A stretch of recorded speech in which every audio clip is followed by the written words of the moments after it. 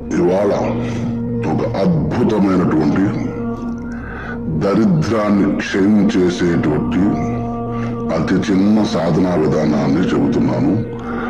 సావధానంగా విధి చేసుకుని సుఖించండి.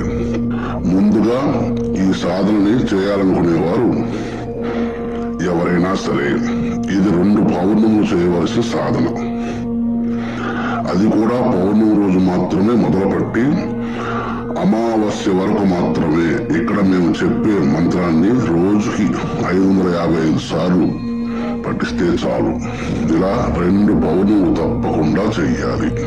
గుర్తుపెట్టుకోండి, పౌర్ణమి రోజు చంద్రకిరణాలు పడే సమయంలో ఎవరైతే దరిద్రాన్ని అనుభవిస్తున్నారో, ఇంకా రకరకాల వ్యాధులతో బాధపడుతున్నారో వారు ఇక్కడ మేము చెప్పినటువంటి క్రియను చేసుకునేలా అత్యంత శీఘ్రంగా మీ ఒంటిని ఆశ్రయించుకున్న దరిద్ర దేవత మీ శరీరాన్ని ఆశ్రయించినటువంటి రుగ్మతలన్నీ తగ్గిపోతాయని తెలుసుకోండి.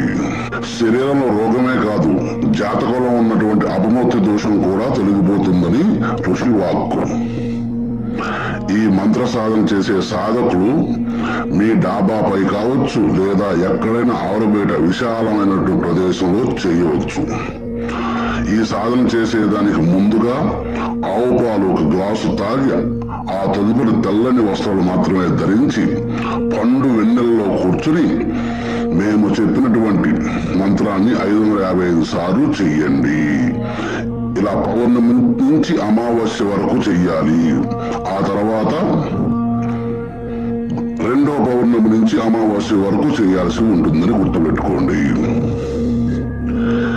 ఇలా చేసిన 2 పౌర్ణములకి 15 రోజులు 2 పౌర్ణములకి మీకు చాలా వరకు అదృష్టం కలిసి వస్తుంది.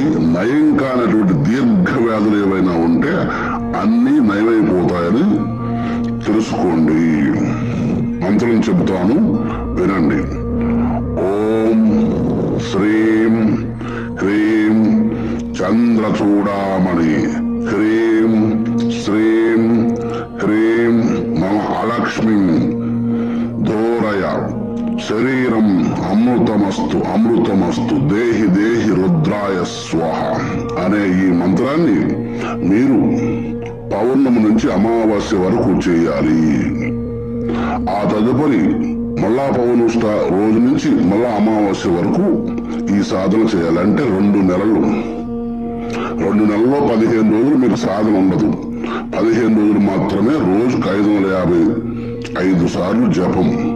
దీనికి ఎటువంటి నియమాలు లేవు, ఎవరైనా చేసుకోవచ్చు.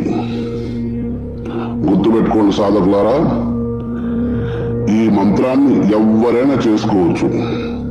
ఇది అద్భుతమైనటువంటి చాలా చిన్న క్రియ, ఎటువంటి నియమాలు లేవు. మడి మైల ఒక్కటి చూసుకొని